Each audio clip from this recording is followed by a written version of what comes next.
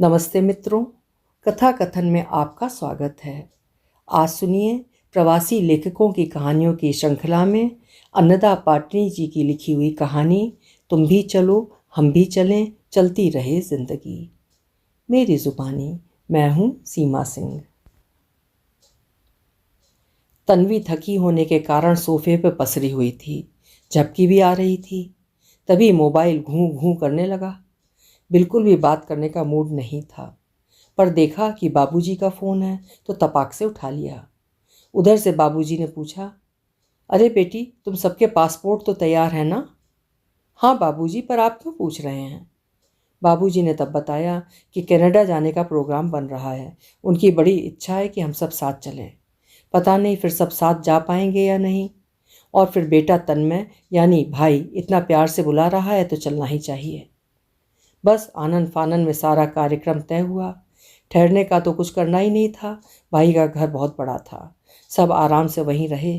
दिमाग से सभी भारतीय थे, इसलिए एक ही जगह पर इकट्ठे बैठकर गपशप करने का आनंद ही कुछ और था। बड़ी गाड़ी थी। भाई ने कनाडा और अमेरिका अपनी कार में खूब घुमाया। अधिकतर स्थानों पर गाड़ी पार्क कर काफ़ी चलना पड़ता था। तन्वी की माँ को घुटनों में तकलीफ रहने लगी थी, इसलिए वो उन्हें कार से उतार कर उनका हाथ पकड़कर सहारा देती हुई चलती। एक दिन हमेशा की तरह कार पार्किंग में खड़ी कर सब उतर कर सड़क पार करके फुटपाथ पर चल रहे थे। तन्वी अम्मा का हाथ पकड़ अपने से सटाकर चल रही थी ताकि वो आराम से चल सके। तभी पीछे से आवाज़ आई, एक्सक्यूज़ मी प्लीज़। उसे लगा कि वो और अम्मा ज़्यादा जगह घेर कर चल रहे हैं, इसलिए शायद पीछे वालों को रास्ता नहीं मिल रहा, तो वो और अम्मा एक तरफ होकर रुक गए। एक गोरा नौजवान आगे आया और सामने आकर रुक गया। उम्र शायद 30-35 के लगभग होगी। तन्वी ने उत्सुकता से उसकी ओर देखा और पूछा, यस? बड़ी विनम्रता से वो अंग्रेजी में बोला, क्षमा कीजिए, मुझे आपसे कुछ कहना है। तन्वी ने कहा, कहिए। वो बोला, मैं पार्किंग लॉट से बराबर आपको बहुत ध्यान से देख रहा हूँ। कैसे आपने गाड़ी का दरवाज़ा खोलकर माँ को उतारा, फिर हाथ पकड़कर सड़क पार करवा कर अब अपने साथ साथ लेकर चल रही हैं। आपका माँ के प्रति ये व्यवहार देखकर मैं भावुक हो उठा हूँ और मेरी आंखें नम हो आई हैं। मैं स्कैंडिनेविया का रहने वाला हूँ। हमारे यहाँ भी माँ बाप का इतना ध्यान रखा जाता है और मान सम्मान दिया जाता है। यहाँ इन देशों में ऐसा नहीं है।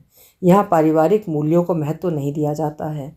आप ऐसी ही बनी रहिए और माँ बाप तथा घर के बुजुर्गों का ख्याल रखिए।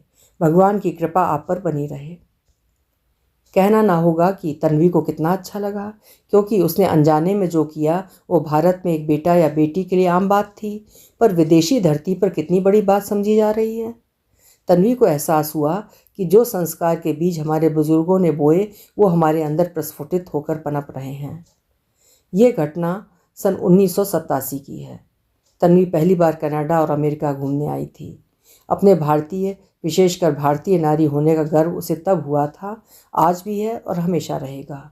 पर उस नौजवान को क्या मालूम कि 28 वर्ष बाद वो दृश्य बदल गया है जो उसने उस समय देखा था। देश वही है, देशवासी भी वही हैं, पर मानसिकता में ज़बरदस्त परिवर्तन है। पहले भगवान के बाद बुजुर्गों का ही महत्वपूर्ण स्थान होता था।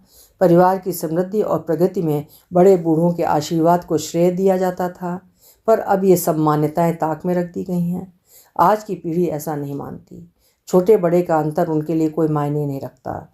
उनका कहना है, हमारे बुजुर्गों ने बड़ा होने का फ़ायदा उठाकर छोटों को दबाया है तथा हमेशा अपनी बात को ही ऊपर रखा है और उसे ही पत्थर की लकीर माना। यही बुजुर्ग परिवार की शान हुआ करते थे। अब उन्हीं का परिचय कराने में इस पीढ़ी को शर्म और हिचकिचाहट महसूस होती है।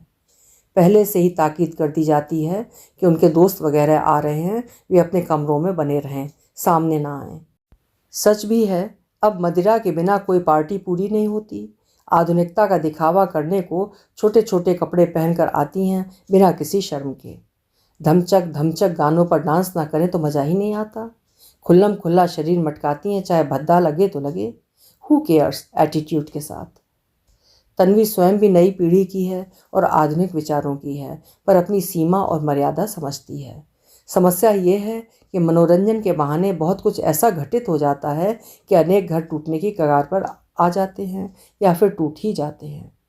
पहले तलाक के बारे में इक्का दुक्का सुनने में आता था, वो भी बड़ी ढकी छुपी आवाज़ में। आज तो ये आलम है कि अधिकतर घर में ऐसी एक ना एक खबर मिल ही जाती है। पहले बुजुर्ग लोग समझा बुझा कर हल निकाल लिया करते थे, अब उनकी कौन सुनने वाला है। ऊपर से कह दिया जाता है कि ये हमारा व्यक्तिगत मामला है, इसमें किसी को बोलने का कोई हक नहीं है।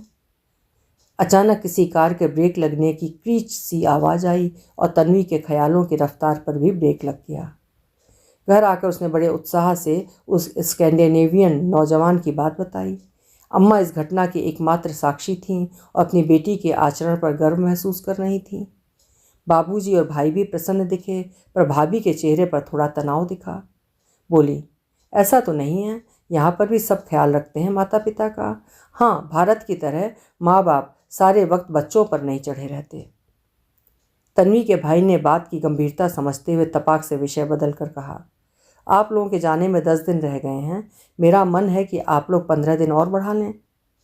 तन्वी तो चुप रही, पर बाबूजी बोले, मैं समझता हूँ कि हमारे जाने की कल्पना से तुम्हें बुरा लग रहा है। सोचता हूँ इतनी दूर बार बार तो आना नहीं होगा, तो हम सब तुम्हारी बात मानकर थोड़ा और रुक जाते हैं। फिर भाभी की ओर मुड़कर बोले, क्यों बेटी, ठीक है ना? तभी भाभी उठ खड़ी हुई। कुछ नहीं जवाब दिया उन्होंने। तभी भाई ने कहा, बस अब फाइनल हो गया, 15 दिन और रुक रहे हैं आप, मैं टिकट चेंज करवा रहा हूँ। फिर सब डिनर खाने बैठ गए। दिन भर की थकान थी, सब सोने चले गए। तन्वी देर रात पानी लेने किचन में जा रही थी। भाई के कमरे के आगे से गुजरी तो उसने सुना, इन लोगों को आए हुए इतने दिन तो हो गए, फिर क्या ज़रूरत थी और रोकने की? उधर से कोई आवाज़ नहीं आई। शायद चुप रहना श्रेयस्कर समझा होगा। 15 दिन और रुककर सब भारत के लिए रवाना हो गए। वापस आने पर चैन की सांस ली। अपना घर तो अपना ही होता है। फिर तो दोबारा हिंदुस्तान से जल्दी बाहर जाने का कोई अवसर नहीं आया। समय समय पर विदेश प्रवास की बहुत सी घटनाएं याद आती रहीं। जब भी लोगों से मिलती, तन्वी उस नौजवान की बात अवश्य सुनाती। सब उसका समर्थन करते हुए कहते, सही तो है, जितना हमारे देश में बड़े बूढ़ों का सम्मान होता है वो किसी और देश में कहीं नहीं देखा। तभी तो वहाँ फादर्स डे, मदर्स डे और पता नहीं क्या क्या डेज़ मनाकर लोग अपना फ़र्ज पूरा कर लेते हैं। लेकिन हमें इन डेज़ की ज़रूरत नहीं है, क्योंकि हमारे लिए तो हर रोज़ ही हमारे अपने होते हैं। तन्वी सोच में पड़ गई। वो समय कितना अच्छा था। परिवार के सभी सदस्य मर्यादा का पालन करते थे और सामंजस्य बना रहता था। अब ऐसा क्या हो गया कि सारे समीकरण बदल गए? पारिवारिक मूल्य तो शाश्वत होते हैं, फिर उनमें बदलाव लाने की कोशिश क्यों की जा रही है? ऐसा भी नहीं कि इसका कुछ अच्छा परिणाम सामने आ रहा हो।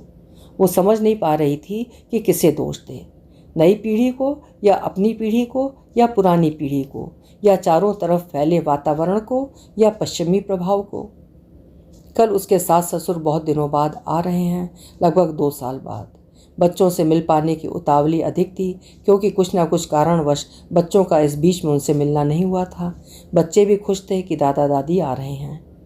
घर में अच्छी खासी चहल पहल हो गई। 1 हफ्ता निकल गया। अचानक तन्वी की 15 वर्षीय बेटी प्रिया रोती हुई आई और गुस्से से बोली, मम्मी, दादी मुझे कपड़े बदलने को कह रही हैं। इन कपड़ों में क्या खराबी है? मैं नहीं उतारने वाली। तन्वी ने देखा प्रिया ने टाइट्स और टॉप पहन रखा था। उसने सासू जी से पूछा, इसमें क्या बुराई है माँ? दिखता नहीं, पूरा सीना उगड़ा हुआ है, या तो कपड़े बदल ले या चुन्नी ओढ़ ले, माँ बोली। तन्वी को हंसी आ गई और प्रिया बिना कुछ सुने भाग गई। सासू जी को ये बात बेहद चुभ गई। बोली, और शहदो, तभी तो बलात्कार के किस्से रोज सुनने को मिलते हैं। तन्वी ने बात काटने के बजाय चुप रहना उचित समझा। उधर आए दिन ससुर जी ताना देते, हमें आए इतने दिन हो गए पर बेटे समीर को फुर्सत ही नहीं है बैठकर बातें करने की। पोता प्रतीक स्कूल से आता है, फिर ट्यूशन को चला जाता है। हमने भी नौकरी की है, हमने भी पढ़ाई की है, पर हमें तो समय मिल जाता था। अब उन्हें कौन समझाए कि समय बदल गया है। मल्टीनेशनल कंपनियां भले ही पैसा बढ़िया देती हैं, पर वसूलना भी जानती हैं। स्कूल में भी पूरा गधे का बोझा होता है बच्चों के कंधों पर। कंपटीशन इतना बढ़ गया है और कॉलेजों में दाखिला पाने के लिए इतने एंट्रेंस एग्ज़ाम देने होते हैं कि बच्चे सिर नहीं उठा पाते। ये नाटक रोज़ होता, पर हल कुछ नहीं निकल पाता। बेचारी तन्वी को ही सब सुनना पड़ता, क्योंकि बाकी लोग दिन में घर पर ही नहीं होते। अपने संस्कारों से जकड़ी होने के कारण वो जवाब नहीं दे पाती। पर एक बात जिसे वो अब तक नहीं समझ पा रही थी कि समाज में, परिवार में, हमारे घरों में इतनी उठापटक क्यों चल रही है, उसका जवाब उसे मिल गया। 3 पीढ़ियों का टकराहट, बड़ों के वर्चस्व की हट, छोटों की मनमानी और बड़ों के प्रति उदासीनता और अवहेलना, और बीच में पिसती हुई, सहन करती हुई बीच वाली पीढ़ी। सब कुछ मिलकर ऐसी खिचड़ी पक रही है जिसमें न समझदारी का नमक है, न प्यार के घी हींग का तड़का, न संस्कार का दही है, बस अहम की तेज आग पर चढ़ी हुई है। ऐसी खिचड़ी बेस्वाद तो होगी ही, जल भी सकती है, तब वो किस काम की रहेगी। ऐसी नौबत आए उससे पहले कुछ करना होगा। बहुत सोच विचार के बाद तन्वी को ध्यान आया कि प्रत्येक प्राणी के पास एक बहुत बड़ा हथियार होता है, वो है विवेक, जिसके इस्तेमाल से सारी समस्याओं का हल ढूंढा जा सकता है, जिसका सहारा लेकर उदारता, सहिष्णुता और सामंजस्य की राह पर सबको साथ लेकर चला जा सकता है। इससे सौमनस्यता का वो वातावरण अवश्य ही निर्मित हो पाएगा जिसमें विचारों की स्वतंत्रता होगी, हठ धर्मिता, कोई पूर्वाग्रह दुराग्रह नहीं होगा। सबकी अपनी परिधि होगी, सीमा होगी, जिसे लांघने का अधिकार किसी को नहीं होगा। जब तनातनी का कोई आधार ही नहीं रह जाएगा तो फिर किस बात की चिंता। ये समाधान पाकर इतने दिनों से परेशान तन्वी के मन ने जैसे आज राहत की सांस ली। वो अधीरता से शाम को सबके एकत्रित होने की प्रतीक्षा करने लगी। अभी आप सुन रहे थे अन्नदा पाटनी जी की लिखी हुई कहानी तुम भी चलो हम भी चलें, चलती रहे जिंदगी। आदर्श पारिवारिक मूल्यों पर आधारित ये कहानी आशा है आपको ज़रूर पसंद आई होगी।